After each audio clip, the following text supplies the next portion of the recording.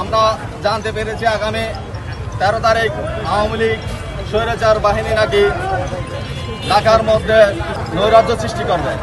এই নৈরাজ্যের প্রতিবাদে আজকে আমাদের এই মশাল মিছিল। আমি সকলকে আহ্বান জানাচ্ছি, আগামী 13 তারিখ সকলেই যার যার মতো করে পটিয়াতে অবস্থান নেবেন এবং 13 তারিখ পর্যন্ত প্রতিটা অলিতে গলিতে খবর রাখবেন যেন তারা কোনো নৈরাজ্য সৃষ্টি করতে না পারে। এবং আগামী 13 তারিখ আইনশৃঙ্খলা বাহিনীকে আমরা সকলে আইনশৃঙ্খলা বাহিনীকে সহযোগিতা করব এবং যার যার অবস্থান থেকে সজাগ থাকবো।